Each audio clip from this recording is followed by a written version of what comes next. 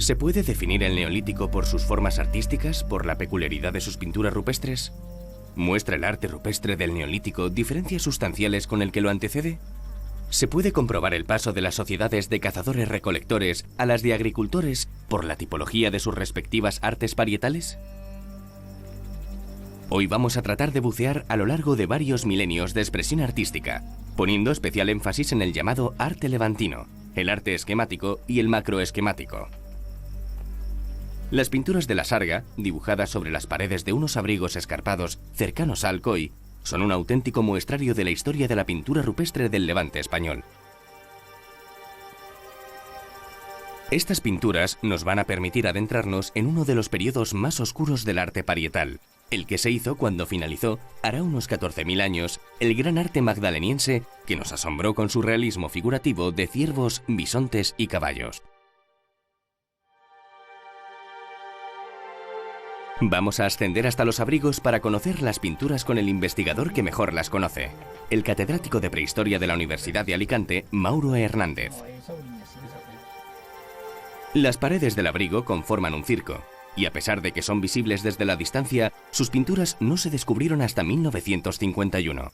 No fueron estudiadas en profundidad hasta 30 años después. Henri Breuil estuvo al tanto desde los primeros momentos. Veamos qué significan estos abrigos de la Sarga, auténtico santuario al aire libre, en el que ciervos y cazadores se entremezclan en los retablos de sus capillas prehistóricas con inquietantes y extrañas figuras simbólicas que nos atraen con la fuerza de lo desconocido. La Sarga es un yacimiento excepcional por varios motivos. En primer lugar, por el lugar donde se encuentra. Es un espacio que se conserva un paisaje mediterráneo en buenas condiciones. Es un espacio no excesivamente deteriorado y es un espacio que permite, con las labores que se han hecho en estos últimos años, permite ir recuperando la vegetación y la fauna. Pero lo que es importante de la Sarga es la cantidad y diversidad de imágenes. Imágenes pintadas en las paredes de varios abrigos, imágenes que sintetizan de alguna manera lo que es el arte prehistórico del Neolítico peninsular, ya que aquí, frente a otros conjuntos con arte rupestre, nos encontramos con tres horizontes artísticos perfectamente definidos, con características propias, con imágenes propias y con significados diferentes. Es un conjunto que además se conserva de una manera excepcional. Las imágenes se pueden observar con facilidad, las imágenes permiten ser visualizadas por quien se acerca a ellas, saber lo que se pinta e incluso adivinar cómo técnicamente se realizaron esas pinturas, porque lo que nos demuestran todas estas pinturas son que, independiente del grado de naturalismo o de abstracción que representen, son todos ellos excepcionales artistas. En efecto, aquí podemos conocer las tres etapas de este arte que nos sorprende por su fuerza expresiva. El primer horizonte artístico en este abrigo está perfectamente definido porque es el que se encuentra en el inicio de la ocupación simbólica del espacio, el arte macroesquemático. Un arte que está perfectamente situado en el tiempo y en el espacio, un arte que se sitúa en los primeros o con los primeros agricultores y ganaderos antes de Cristo en nuestras tierras, que además es un arte que por las dataciones absolutas nos permiten situarlo en torno al 6500. Luego tenemos otro horizonte artístico que en el caso del abrigo 1 está superpuesto al arte macroesquemático y es incuestionable que esos ciervos naturalistas del arte levantino están perfectamente marcados, perfectamente ubicados, no tapando las imágenes anteriores, es decir, no hay una herejía, no hay una Sí, no se ruptura, respeta, se respeta y se intenta de alguna manera enlazar. Es decir, se colocan, uno de los ciervos se coloca sobre el cuerpo de la figura, se está enlazando. Es el arte levantino, que tiene una cronología de unos siglos posterior y que puede durar algo más, no sabemos cuánto, porque lo que sí pensamos es que el arte macroesquemático es un arte de recorrido corto. Y luego tenemos un tercer horizonte, que es el arte esquemático, que es un arte que aquí está representado por unas cuantas figuras, todas ellas excepcionales, pero que repiten de alguna manera los temas de ese momento, figuras humanas, un cáprido, unos ramiformes, y que es un horizonte artístico que aquí recuerda técnicamente mucho a las imágenes macroesquemáticas. Es lo que nosotros empezamos a denominar en los últimos años arte esquemático antiguo, y que comparte temas con el arte esquemático tradicional, que lo encontramos en toda la península ibérica, y que aquí, en todas las tierras de Valencia y en torno de Murcia, tiene características propias. La cronología de las pinturas se ha podido determinar por la coincidencia de motivos decorativos con la antiquísima cerámica cardial encontrada en la zona, perfectamente datada sobre los 6.500 años antes de Cristo.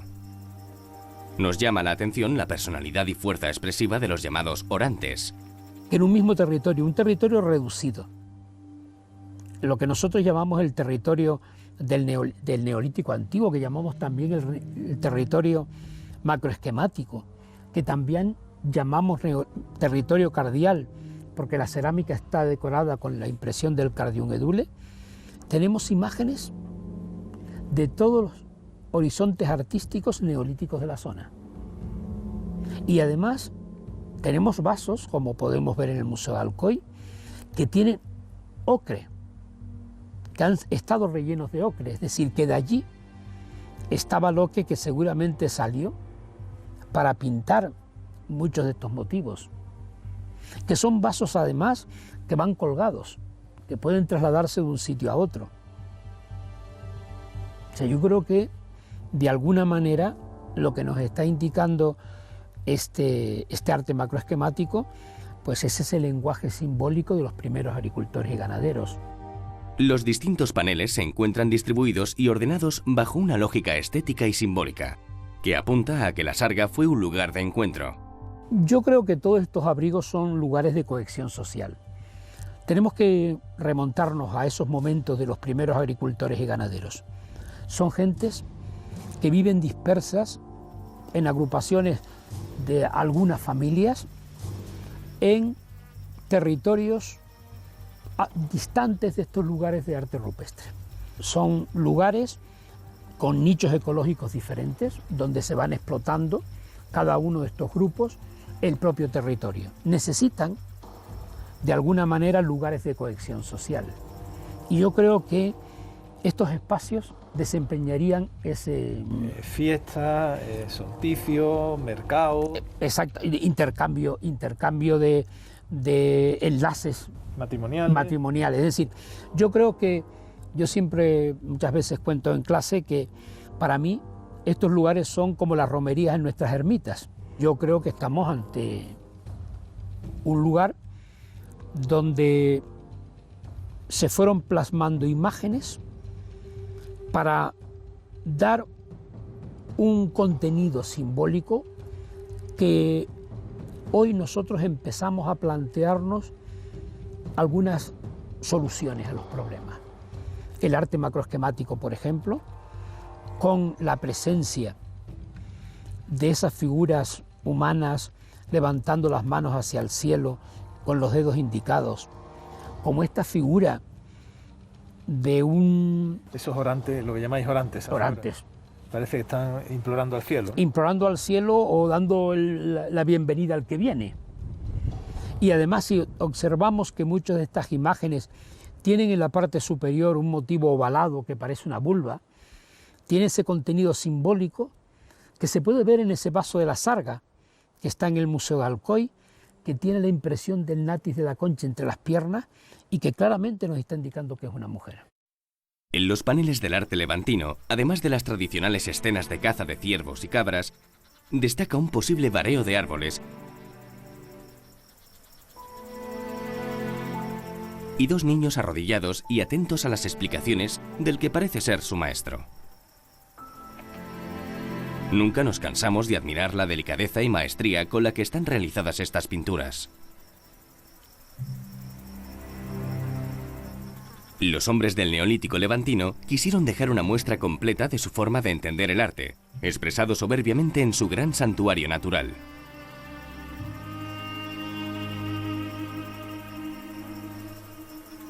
Para el que se acerca por vez primera al arte rupestre, puede chocarle la perfección figurativa del Paleolítico magdaleniense, frente a la simplificación simbólica del Neolítico. ¿Es que miles de años después la humanidad no era capaz de pintar como sus ancestros remotos?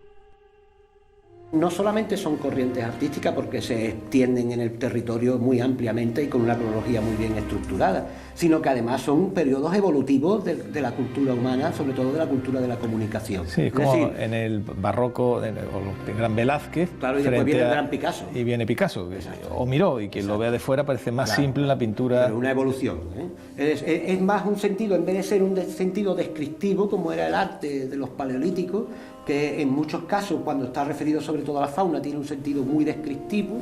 Este arte tiene un sentido mucho más, digámoslo así, esquemático. Yo creo que lo definiría como una protoescritura. Es decir, hay muy pocos elementos, quizás 10, 15 elementos gráficos que se repiten constantemente, que llegan a sentirse estereotipados en las paredes, llegan a repetirse. El arte rupestre muestra infinidad de variaciones sobre temas de lo más diverso y una extensión de alcance mundial. Al contrario de lo que se cree, Europa no es el lugar del mundo con mayor número de estaciones de arte rupestre. Bien es cierto que destaca sobremanera durante el Paleolítico, pero en total no tiene más de 400 lugares con pinturas o grabados antiguos. África es el continente que alberga un mayor número de lugares con arte rupestre. El Sáhara es un inmenso espacio en el que se pueden encontrar centenares de manifestaciones de este tipo. En la profundidad del desierto del Egg, en Níger, fueron descubiertos en 1997 unos petroglifos o grabados con unos 8.000 años de antigüedad, esto es, coetáneos del primer arte neolítico peninsular. Destacan especialmente dos jirafas de varios metros de longitud. La destreza técnica de los artistas es muy notable. Las figuras tienen un gran realismo. Son fieles representaciones de una fauna que hoy ya no se encuentra en este vasto lugar. Los petroglifos de Davos nos retrotraen a un periodo climático muy distinto, cuando el desierto era todavía sabana. El hecho de que se encuentren en un lugar tan remoto nos indica que la especie humana ha sido capaz de adaptarse a todas las latitudes y que hay lugares que están poblados desde la más remota antigüedad. Las montañas del Egg se consideran la cuna del pueblo tuareg. La única gran ciudad cercana es Agadez, una de las viejas damas caravaneras del Sáhara.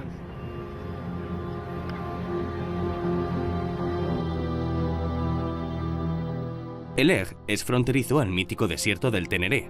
Aquí uno puede tener la sensación de vivir otra época, de habitar en un lugar con escasísima densidad de población humana. Solo los tuaregs resisten la vastedad y la dureza de estos desiertos.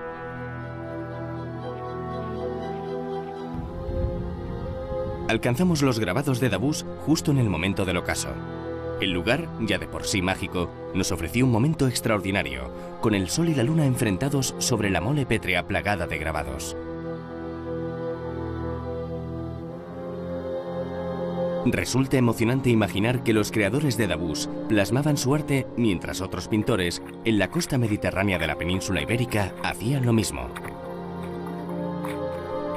Unos cientos de años después de que se realizaran los maravillosos paneles de la Sarga, se pintó una cueva muy cerca del mar, que quizá contenga las primeras pinturas relacionadas con la vida de un hombre.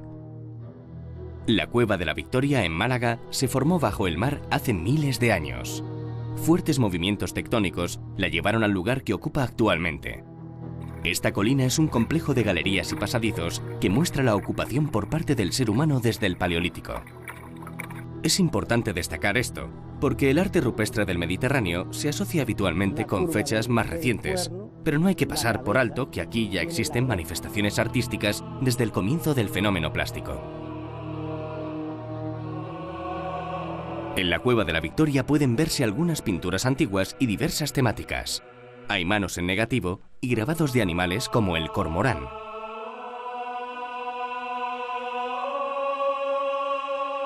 Desde atrás, desde la espalda, sube el pico y baja hasta el buche. Pero es la pintura esquemática, de hace unos 7000 años, la que tiene una mayor carga simbólica, porque puede resultar uno de los primeros ejemplos de decoración de un lugar de enterramiento. En la vinculación entre pintura, el grabado y el enterramiento, me ha gustado el símil que contabas, por ejemplo, con las tumbas, las grandes tumbas del Valle de los Reyes en Egipto, ¿no? Efectivamente, cuando visitamos una tumba en el Valle de los Reyes, entramos en un hipogeo, es decir, una cueva artificialmente construida, que tiene un corredor, llega a una sala, en esa sala están los muertos y en las paredes está relatada la historia de esos muertos. Pero esto ocurrió aquí 3000 años antes. Y en el Neolítico ocurre 3000 años antes en el sur de la península ibérica. Es decir, será el caso como es en esta sala, donde los enterramientos ocupaban la zona central de esta sala, que no tiene más allá de 4 metros de ancha por unos 12 metros de larga, y que es realmente un panteón. Pero ese panteón estaba decorado con las imágenes de esas personas, el vínculo de la vida, estaba en las paredes, y los muertos reposando en el suelo. Y es que el arte rupestre en la península ibérica se prolonga durante más de 30.000 años y abarca la totalidad de su territorio. Es posible que los neandertales fueran los primeros autores de este arte. Lo más probable es que fueran miembros de nuestra propia especie. A lo largo de este inmenso periodo de tiempo, los artistas transcurrieron por estilos y formas diferentes. Algunas pinturas son claras, naturalistas, otras abstractas. En las paredes de cuevas y abrigos convive una fauna real con otra imaginada. Se plasman cazadores y chamanes, escenas cotidianas y fantasmagorías. La datación de este arte al aire libre es compleja y puede variar según la región.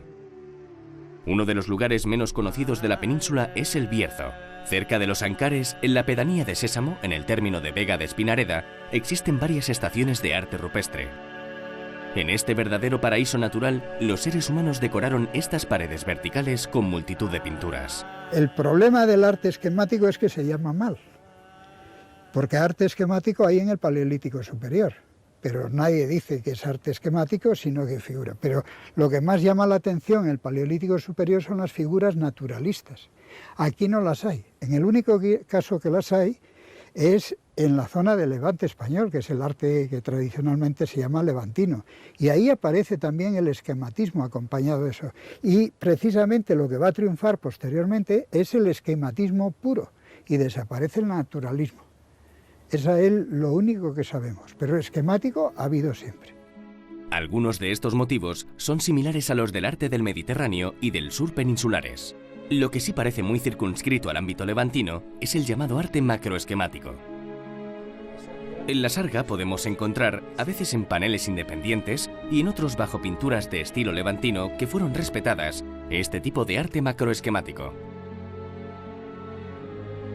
Con casi 9000 años de antigüedad, el arte macroesquemático supone un enorme salto plástico. Una auténtica ruptura con el arte paleolítico que lo precede.